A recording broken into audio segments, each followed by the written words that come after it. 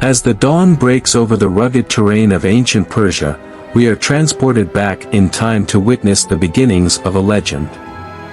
In the heart of this land, amidst the whispers of history, a young prince named Cyrus begins his journey. It is thought that the Persian domination and kingdom in the Iranian plateau started as an extension of the Achaemenid dynasty, who expanded their earlier dominion possibly from the 9th century BC onward. The eponymous founder of the dynasty was Achaemenes. Achaemenids are descendants of Achaemenes, as Darius the Great, the 9th king of the dynasty, traced his ancestry to him, declaring, "For this reason, we are called Achaemenids." Achaemenes built the state of Parsamash in the southwest of Iran and was succeeded by Cyrus, who took the title, King of Anshan, after seizing the city Anshan and enlarging his kingdom further to include Pars proper. Ancient documents mention that Cyrus had a son called Cyrus I, who also succeeded his father as King of Anshan. Cyrus I had a full brother whose name is recorded as Ariarathes. In 600 BC, Cyrus I was succeeded by his son, Cambyses I, who reigned until 559 BC. Cyrus II, the Great, was a son of Cambyses I, who had named his son after his father, Cyrus I. Cyrus was born to Cambyses I, king of Anshan, and Mandane, daughter of Astyages, king of Media, during the period of 600 to 599 BC. Born into the royal family of Persia, Cyrus displayed remarkable leadership skills from an early age. He was raised with tales of valor and wisdom, instilling in him a deep sense of duty towards his people. Raised within the walls of the Persian royal court, Cyrus was nurtured on tales of valor and wisdom, instilling in him a deep sense of duty towards his people. From an early age, he displayed remarkable leadership skills and a thirst for knowledge that set him apart from his peers. Yet, amidst the opulence of the palace, Cyrus was not shielded from the harsh realities facing his people. He witnessed firsthand the injustices inflicted upon them by oppressive rulers and tyrants. By his own account, generally believed now to be accurate, Cyrus was preceded as king by his father Cambyses I, grandfather Cyrus I, and great-grandfather Cyrus. Cyrus married Cassandane, who was an Achaemenian and the daughter of Pharnaspes, who bore him two sons, Cambyses II and Bardia, along with three daughters, Atossa, Artistone, and Roxanne. Cyrus and Cassandane were known to love each other very much. Cassandane said that she found it more bitter to leave Cyrus than to depart her life. After her death, Cyrus insisted on public mourning throughout the kingdom.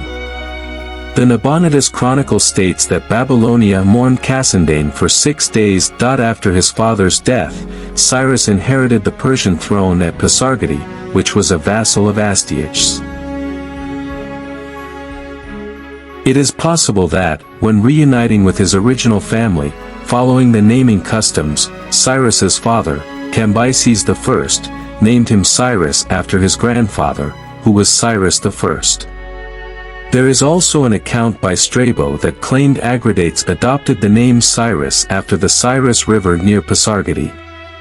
It was during these formative years that Cyrus forged a vision for the future, one rooted in compassion, justice, and equality.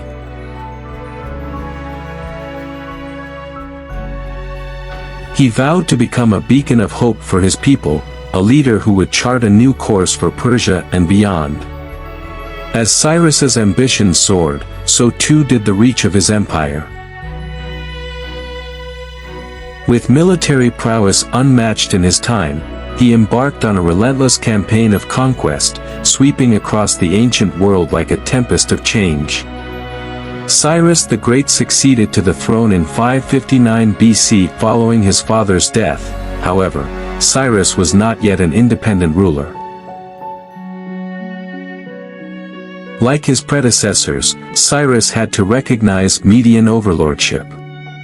Astyages, last king of the Median Empire and Cyrus's grandfather, may have ruled over the majority of the ancient Near East, from the Lydian frontier in the west to the lands of the Parthians and Persians in the east. According to the Nabonidus Chronicle, Astyages launched an attack against Cyrus, king of Ansan. According to the historian Herodotus, it is known that Astyages placed Harpagus in command of the Median army to conquer Cyrus. However, Harpagus contacted Cyrus and encouraged his revolt against Media, before eventually defecting along with several of the nobility and a portion of the army. This mutiny is confirmed by the Nabonidus Chronicle. The chronicle suggests that the hostilities lasted for at least 3 years, 553 up to 550 BC, and the final battle resulted in the capture of Ecbatana. This was described in the paragraph that preceded the entry for Nabonidus's Year 7, which detailed Cyrus's victory and the capture of his grandfather. According to the historians Herodotus and Ctesias, Cyrus spared the life of Astyages and married his daughter, Amytis. This marriage pacified several vassals, including the Bactrians, Parthians, and Saka. Herodotus notes that Cyrus also subdued and incorporated Sogdia into the empire during his military campaigns of 546 to 539 BC. Cyrus was not merely a conqueror driven by ambition. He was a master of diplomacy, often securing alliances through shrewd negotiation rather than brute force alone. His approach earned him the loyalty of many who saw in him a beacon of stability amidst the chaos of war. From the banks of the Nile to the borders of the Indus, Cyrus's empire stretched across vast territories, uniting diverse peoples under a single banner. By the year 540 BC, Cyrus captured Elam and its capital, Susa. The Nabonidus Chronicle records that, prior to the battle, the king of the Neo-Babylonian Empire, Nabonidus, had ordered cult statues from outlying Babylonian cities to be brought into the capital, suggesting that the conflict had begun possibly in the winter of 540 BC. Just before October 539 BC, Cyrus fought the Battle of Opis in or near the strategic riverside city of Opis on the Tigris, north of Babylon. The Babylonian army was routed, and on October 10, Sippar was seized without a battle, with little to no resistance from the populace. It is probable that Cyrus engaged in negotiations with the Babylonian generals to obtain a compromise on their part and therefore avoid an armed confrontation. Nabonidus, who had retreated to Sippar following his defeat at Opis, fled to Borsippa. Around October 12, Persian general Gabaru's troops entered Babylon, again without any resistance from the Babylonian armies, and detained Nabonidus.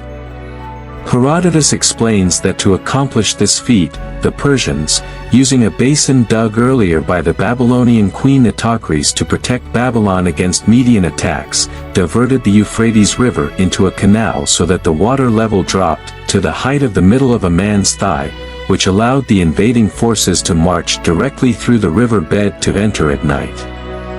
Shortly thereafter, Nabonidus returned from Borsippa and surrendered to Cyrus. On October 29, Cyrus entered the city of Babylon.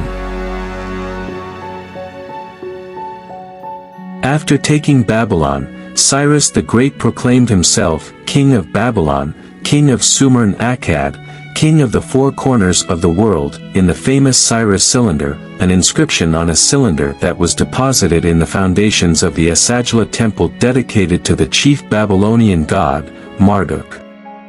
The text of the cylinder denounces Nabonidus as impious and portrays the victorious Cyrus as pleasing the god Marduk. It describes how Cyrus had improved the lives of the citizens of Babylonia, repatriated displaced peoples, and restored temples and cult sanctuaries. Cyrus the Great's dominions composed the largest empire the world had ever seen to that point. At the end of Cyrus's rule, the Achaemenid Empire stretched from Asia Minor in the west to the Indus River in the east. The details of Cyrus's death vary by account. Ctesias, in his Persica, has the longest account, which says Cyrus met his death while putting down resistance from the Derbaces' infantry, aided by other Scythian archers and cavalry, plus Indians and their war elephants. According to him, this event took place northeast of the headwaters of the Sir Daria.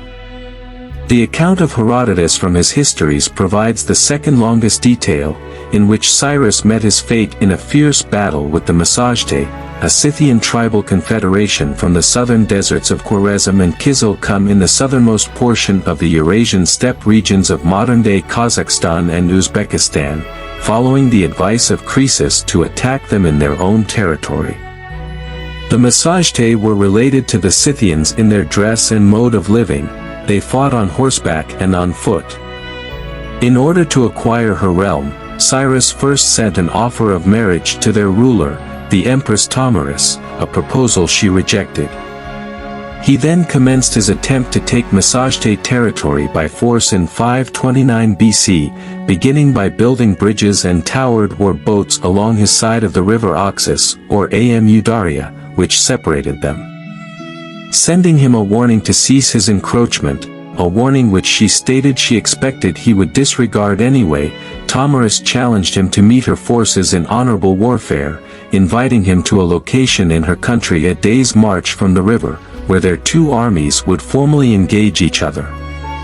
He accepted her offer, but, learning that the Massagetæ were unfamiliar with wine and its intoxicating effects, he set up and then left camp with plenty of it behind, taking his best soldiers with him and leaving the least capable ones. The general of Thamyris' army, Spargopizes, who was also her son, and a third of the Massagetæan troops, killed the group Cyrus had left there and, finding the camp well stocked with food and the wine, unwittingly drank themselves into inebriation, diminishing their capability to defend themselves when they were then overtaken by a surprise attack. They were successfully defeated, and, although he was taken prisoner, Spargopizes committed suicide once he regained sobriety.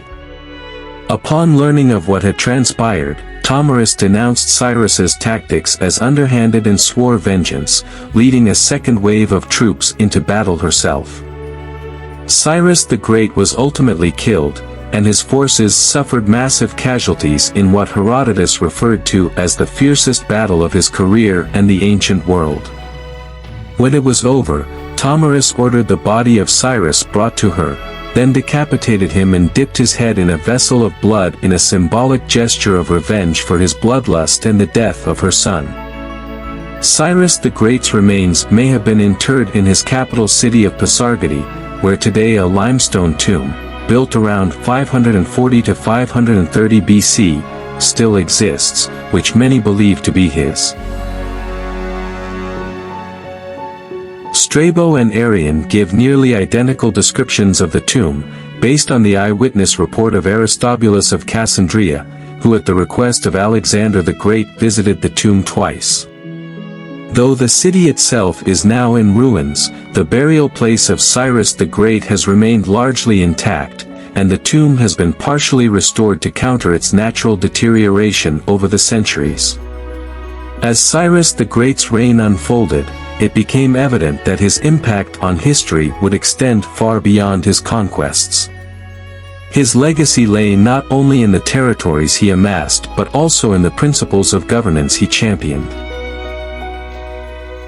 The Cyrus Cylinder, often hailed as the first declaration of human rights, reflects Cyrus's commitment to justice and equality. Its influence reverberated far beyond the borders of his empire, inspiring future generations to uphold similar principles. By fostering an environment of religious and cultural diversity, Cyrus ensured the stability and prosperity of his empire. His policies set a precedent for rulers to come, influencing the development of civilizations across continents.